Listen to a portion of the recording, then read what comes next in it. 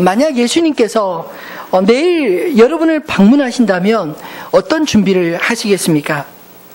톨스토이의 단편 사랑이 있는 곳에 신도 있다. 이 내용이 바로 그와 같은 상황을 소설로 잘 그려내고 있습니다. 가족들을 잃고 아픔으로 삶의 의미를 없이 살아가는 늙은 구두수송공 마르틴에게 한 전도자가 찾아왔습니다. 그리고는 실에 빠진 그를 위해서 이제는 자신만 바라보고 자신만을 위해서 살지 말고 하나님을 위해서 살아야 된다. 그렇게 가르쳐 주었습니다. 그 말에 도전을 받은 마르틴은 성경을 펼쳐서 어떻게 사는 게 하나님을 위해서 사는 것일까 묵상하기 시작합니다. 그러던 어느 날 저녁 성경을 읽던 마르틴에게 한 음성이 조용히 들려왔습니다. 내일 내가 너를 찾아가리라.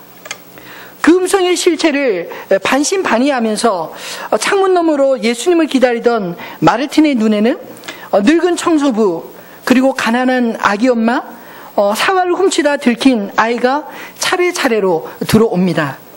그는 그저 불쌍한 처지에 있던 세 사람에게 따뜻하게 인정을 베풀었을 뿐인데 그들이 바로 변장하고 찾아오신 예수님이었다는 사실을 그린 내용이 이 단편 소설의 내용입니다. 바로 방금 우리가 읽은 5절의 말씀을 기초로 한 그런 소설이 아닌가 생각이 됩니다. 오늘 우리가 읽은 이 본문의 말씀은 지난주에 이어서 천국에서 큰 자가 되고픈 제자들을 향해 예수님께서 어린아이를 앞에 세우시고 제자의 바른 도를 가르쳐 주시는 그런 말씀입니다. 천국에서 큰 자가 되고 싶은 욕망은 사실 어떻게 보면 주님과 가까이 하고 싶은 기특한 소망처럼 보이는데 왜 예수님은 우리가 읽기에도 참 부담스러운 어조로 나무라듯 제자들을 가르치고 있을까요? 제자들이 입술로는 천국을 이야기하고 있지만 사실은 세상에서 큰 자가 되고 싶은 그 저급한 욕망을 예수님이 아셨기 때문입니다. 그리고 주님은 진심으로 제자들이 천국에서 큰 자가 되기 위해서는 두 가지를 당부하고 있습니다. 여러분, 천국에서 큰 자가 된다는 것, 어떤 삶을 가르칠까요? 오늘 저는 본문 속에서 두 가지를 함께 나누고 싶습니다. 첫째로 어린아이조차도 예수님으로 영접하는 자가 천국에서는 진실로 큰 자라는 것입니다. 어린아이는 사실 연약하고 무시하기 쉬운 존재의 대명사로 우리가 흔히 사용될 수 있는 말이 아니겠습니까? 작년에 도가니라는 영화가 우리 사회의 뜨거운 감자였습니다. 그 내용 역시 사회적 약자인 청각 장애를 가진 아이들이 겉과 속이 다른 어른들에 의해서 조직적으로 저질러진 폭력을 다룬 그런 안타까운 영화입니다. 가끔 어린이집에서 부모 몰래 벌어지는 아이들의 학대 뉴스도 잊을만 하면 단골로 나오는데 사실 말 못하고 표현을 잘 못하니까 어른들이 함부로 막 대하는 것이 아니겠습니까? 그 아이들이 자기 뜻을 정확하게 표현할 줄 알고 또 반항할 수 있는 힘을 가졌다면 어른들이 그렇게 막 대할 수 있을까요? 지난주에 저희 세 아이들과 저희 가족이 함께 모여서 오손도손 이야기를 나누다가 아이들이 어렸을 적 일들을 자세히 기억하고 있는 것을 들으면서 깜짝 놀랐습니다. 큰애가 한 10여 년 전에 어린이집을 다닐 때 친구하고 놀다가 뒤따라오는 친구가 본의 아니게 들고 있던 막대기에 부딪혀서 다쳤답니다. 근데 그 아이가 엉엉 울면서 선생님에게 저희 애가 때린 것처럼 그렇게 일려서 이 선생님이 달려와서 얘, 너 실수로 그랬니? 고의로 그랬니? 이렇게 물어봤답니다. 근데 사실 5살밖에 안 되는 아이가 실수라는 말과 고의라는 말 어떻게 잘 설명할 수 있겠어요? 그래서 얘가 한참 생각하다 찍었대요. 고의로 그랬는데요. 그래서 막 야단을 맞았다는 그런 이야기를 들려주는 겁니다. 얘가 이제 커가면서 그 말이 그런 뜻이 아니었구나 하는 것을 혼나면서 배운 것이죠. 또 둘째 애가 그 어린이집을 다니면서 선생님이 되게 무서웠대요. 그런데도 가기는 싫은데 엄마 아빠한테 어떻게 설명할지를 몰라서 말을 못하고 그냥 끙끙 앓으면서 어린이집을 다녔다, 뭐 이런 이야기를 들려주고요. 또 또 막내가 엄마한테 야단 맞았던 그런 이야기, 그 이야기를 아주 입체적으로 큰아들의 관점, 둘째의 관점, 막내의 관점 막 그렇게 깔깔깔 웃으면서 재미있게 이야기를 나눴습니다. 근데 사실 그 이야기를 들으면서 저희들이 아이를 키우면서 부끄럽게도 부모로서 하지 않아야 될 행동들도 사실은 그 속에 포함되어 있었습니다. 아이들은 다 용서했다는 듯이 또 자신들이 잘못해서 마땅히 그런 체벌을 받아도 마땅하다며 웃으면서 말을 했지만 저와 저희 아내는 나중에 참 반성을 많이 했습니다. 물론 억지 부리며 너희가 엄마 말을 듣지 않았기 때문에 라고 변명할 수도 있겠지만 사실은 애들이 어리기 때문에 또 반항하지 못하는 나이기 때문에 사실 함부로 할 수 있었던 것이 아니겠습니까? 요즘 같으면 저희 애들 다 커서 이제 함부로 그렇게 할 수가 없습니다. 여러분들은 어떻습니까? 사실 남들에게는 또 밖에는 자상하게 보이고 또 다정하게 보이는 엄마 아빠일지 모르지만 집에만 돌아오면 폭군으로 변하지는 않으시나요? 오늘 이 말씀이 남의 집 아이들만 예수님의 이름으로 영접하라 이런 말은 아닐 것입니다. 내 자식조차 엄밀하게 말하면 사실은 나의 소유가 아니라 하나님께서 나에게 잠시 맡겨준 영혼이기 때문입니다. 그래서 오늘 예수님이 말씀하신 어린아이가 우리 아이들일 수도 있다는 사실을 사실 마음으로 받으셨으면 좋겠습니다. 물론 갑자기 어린아이들을 상점 모시듯 모든 것을 아이들 중심으로 아이들에게 중요한 의사결정을 맡기라는 그런 말씀은 결코 아닙니다. 요즘 부모님들은 이미 도에 지나치게 자식 중심으로 살고 있어서 오히려 문제가 되는 경우가 사실은 더 많습니다. 자기 감정을 해소하는 식의 훈육이 아닌 정말 바른 자세와 습관을 위해서 사랑의 마음으로 훈육하는 것은 부모로서 당연한 그리고 마땅한 책임이 아니겠습니까? 내 이름으로 어린아이를 영접하라. 이 예수님의 말씀은 아이들 중심으로 살라는 말이 아니라 무시하기 쉽고 함부로 대하기 쉬운 존재라 할지라도 예수님을 영접하는 마음으로 섬기는 그런 자세로 살라. 이런 주님의 당부의 말씀인 것입니다. 그렇다면 예수님이 왜 어린아이들, 존재감이 작은 그런 사람들을 자신과 동일하게 동일시하며 말씀하고 있을까요?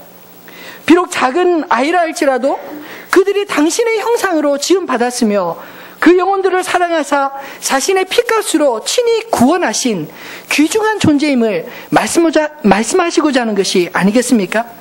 세상 사람들은 어쩌면 숫자에도 포함시키지 않을 만큼 소외당하는 사람일지라도 주님은 그 영혼을 기억하시고 사랑하신다고 말씀하십니다. 그래서 주님은 친히 그들을 영접하는 것이 곧 자신을 영접하는 것처럼 그렇게 기쁘게 받으신다고 말씀하고 있는 것입니다. 저는 이 말씀을 묵상하면서 정말 이 말씀이 참 말이라면 우리는 날마다 주님을 만날 수 있구나 하는 생각을 갖게 되었습니다. 이것이 무엇인가 영적인 신비한 체험으로서가 아니라 일상적인 삶 속에서 세상에서 무시당하기 쉽고 또 연약한 존재를 예수님처럼 영접하는 심정으로 섬긴다면 날마다 주님을 만나는 그런 삶을 사는 것이 아닐까요? 마태복음 25장 31절로 46절 말씀을 보면 마지막 때에 예수님이 양과 염소의 무리를 나누시면서 빗대어 의인과 악인을 나누는 기준에 대해서 분명하게 말씀하고 있습니다. 그 기준 역시 오늘 우리가 읽은 말씀과 동일한 말씀입니다. 여기 내 형제 중에 지극히 작은 자 하나에게 한 것이 곧 나에게 한 것이라. 지극히 작은 자 하나에게 하지 않은 것이 곧 나에게 하지 않은 것이라. 우리는 우리의 사소한 행동을 사실 잊어버리고 기억하지 못할지 모르지만 주님은 비록 작은 소자라 할지라도 그 소자의 입장에서 고마움을 기억하고 또 섭섭함을 기억하시겠다라는 그런 두려운 말씀이 아니겠습니까? 예수님의 이름으로라는 책에서 헨리 나우에는 자신의 노년을 중증 장애우들과 함께 보내면서 그들을 처음에 돕는 자로 갔다가 오히려 그들에게 도움을 받는 자로 살고 있다. 그런 내용의 글을 고백하고 있습니다. 그는 사실 하버드 대학의 저명한 영성 교수이자 저명한 저술가로 누군가의 도움이 필요한 장애자를 섬기고자 노년의 그 길을 택한 것입니다. 근데 오히려 어린아이같이 순수한 믿음을 그들에게서 배우게 되었고 또 그들을 통해서 새롭게 예수님을 만나게 되었노라. 그렇게 고백하는 그 노 교수의 말은 우리에게 던져주는 중요한 메시지들이 있다고 생각합니다. 우리의 눈이 사실 높은 곳만 바라보며 올라가고자 하는데 예수님은 오히려 낮은 곳에서 무시당하기 쉽고 연약한 자들과 주님은 함께 하신다고 말씀하고 있습니다. 아니, 그런 자들을 구원하시기 위해서 높고 높은 하늘 보좌를 버리시고 낮고 천한 이곳에 십자가를 지기 오셨다고 말씀하고 있지 않습니까? 그러므로 어린아이 하나를 영접하는 것, 그것은 곧 자신을 영접하는 것처럼 주님은 그렇게 기뻐하신다고 말씀하고 있는 것입니다. 천국에서 큰 자는 이처럼 긍휼에 풍성하신 하나님 아버지의 마음을 가진 자, 바로 그러한 자가 천국에서 큰 자라고 말씀하십니다. 두 번째로 천국에서 큰 자는 어떠한 자일까요? 작은 자 하나라도 실족시키지 않는 자라고 말씀하십니다. 아마도 오늘 우리가 읽은 본문의 6절로 9절 말씀은 주일학교 교사분들이나 어쩌면 순장님들이 가장 부담스러워하는 그런 말씀일지도 모르겠습니다. 참 좋은 마음으로 헌신하고자 하는 그런 열심으로 교사를 맡고 또 순장으로 봉사를 하는데 사실 사역을 하다 보면 정말 안 보는 데서 꽉 꼬집어 보고 싶은 그런 사람, 안 보이는 데서 좀 흉도 보고 싶은 그런 충동을 느끼게 만드는 그런 사람들을 만날 때가 있지 않습니까? 근데 오늘 예수님의 말씀은 우리들의 헌신에 비해서 너무나 과격하게 말씀하는 것처럼 느껴집니다. 마치 액션 스릴러 영화에나 나올 법한 그런 끔찍한 시각적 효과를 연상시키는 말씀이 너무나 부담스럽게 느껴지지는 않으시나요?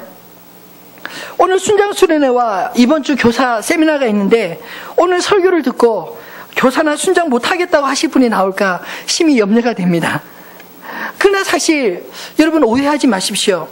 이 말씀은 단지 스승이 된 자를 향해서만 하시는 말씀은 결코 아니기 때문입니다. 이 말씀은 오히려 스스로 큰 자가 되고자 하는 욕망을 가진 모두에게 던져주시는 주님의 말씀입니다.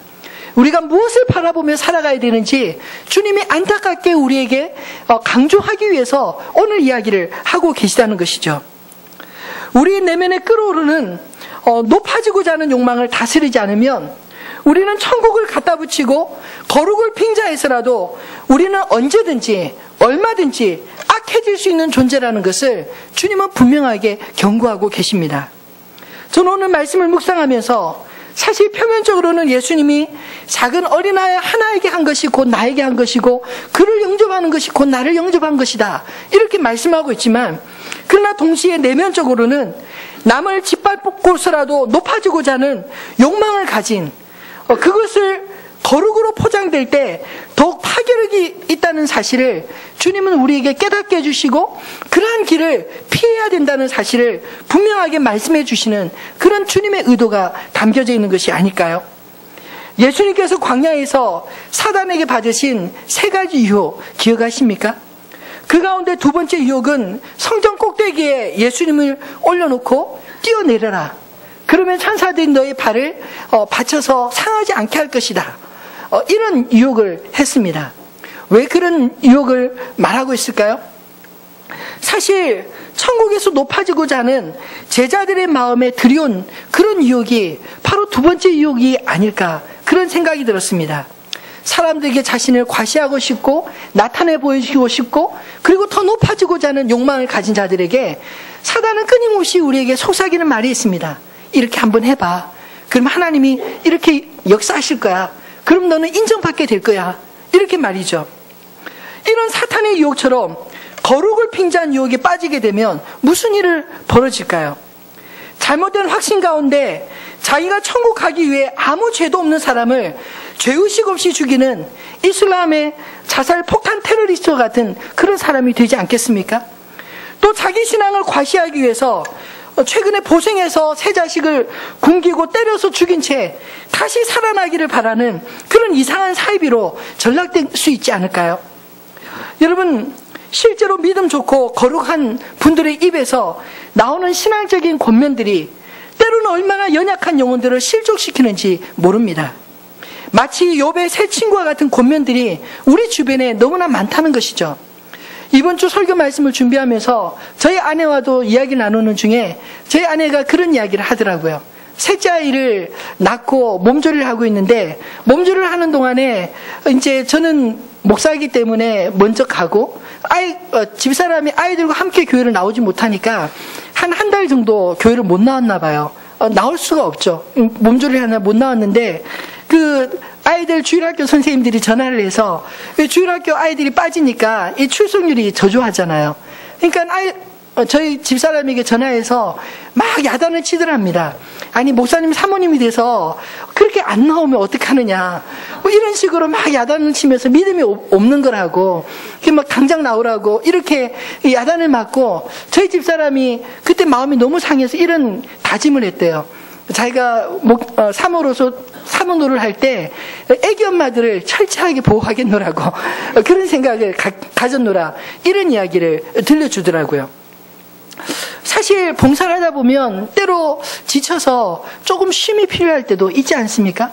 특히 이제 교사 봉사하다가 좀 쉬려고 하면 이제 그 권면하는 뭐 권사님이나 또 뭐 교육자들 중에도 그렇게 표현할 수가 있죠.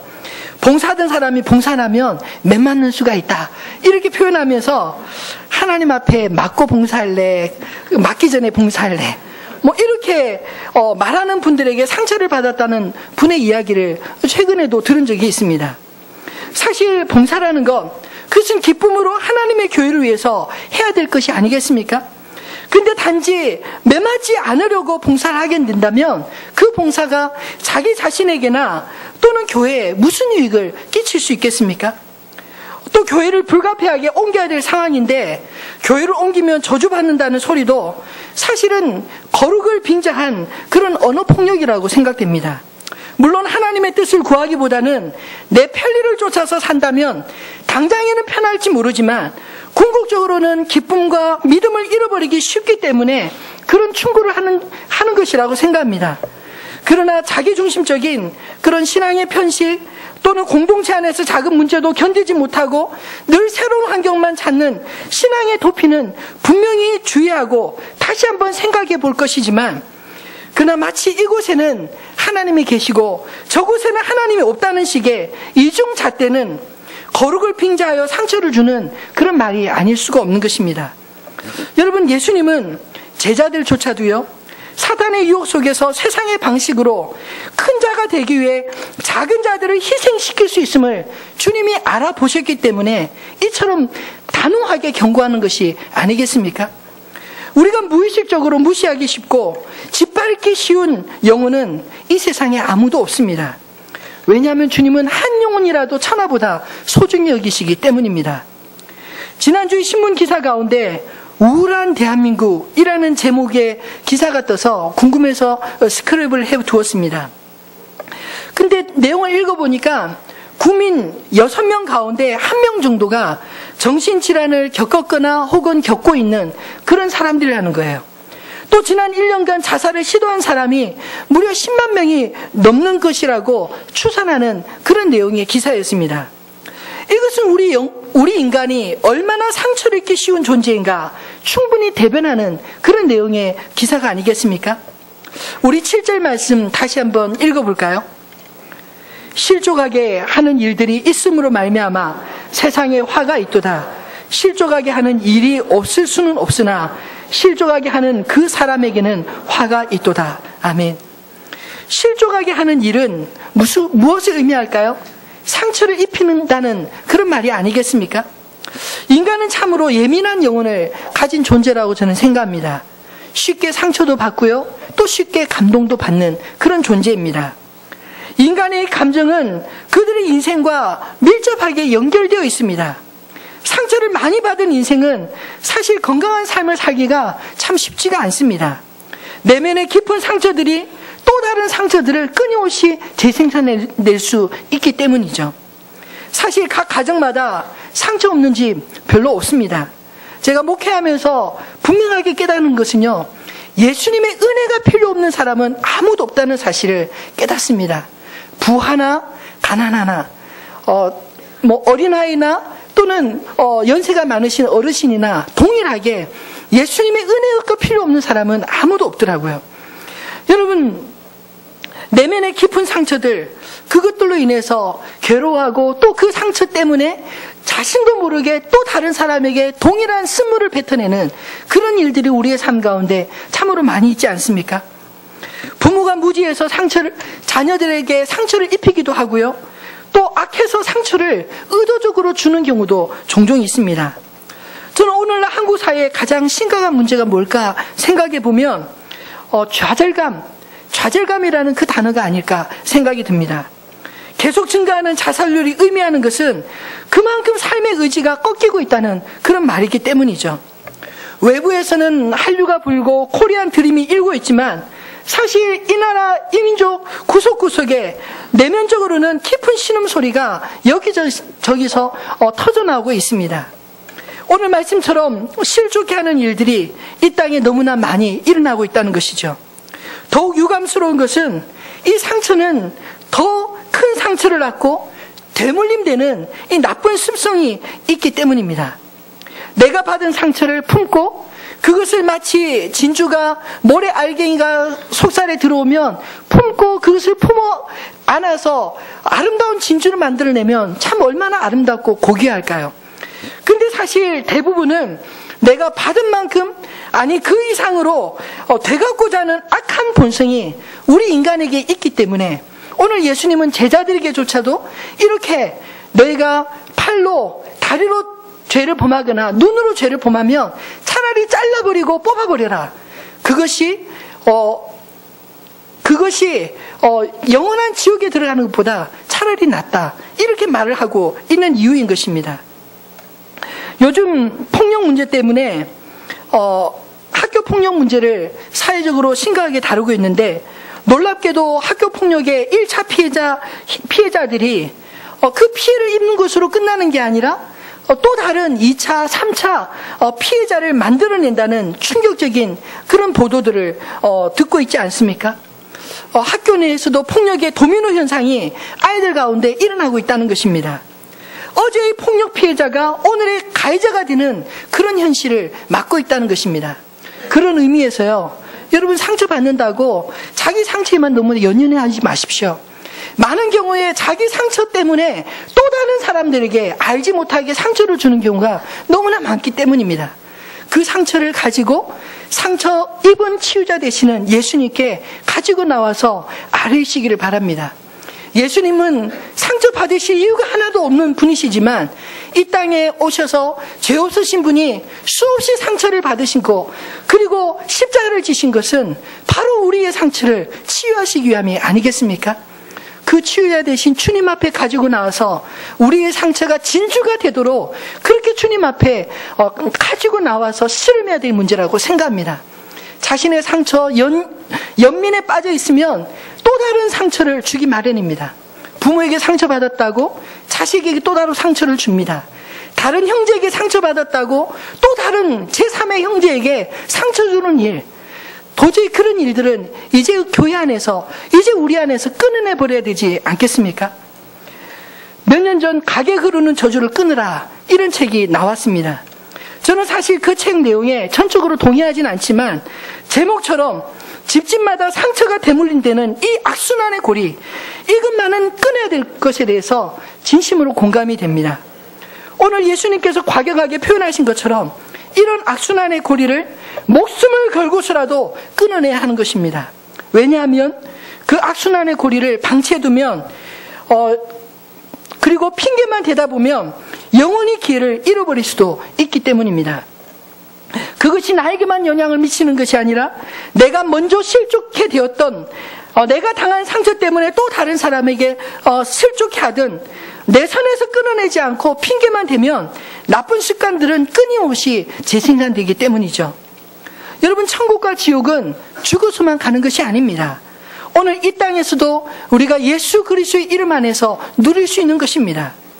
예수님을 영접하여 날마다 동행하며 우리가 천국을 경험하며 살든 아니면 실족을 당하고 실족시키는 악순환의 고리 속에서 늘 지옥과 같은 삶을 살든 우리의 나머지 인생은 우리의 선택 속에 달려있지 않습니까? 천국에서 진정으로 큰 자가 누구입니까?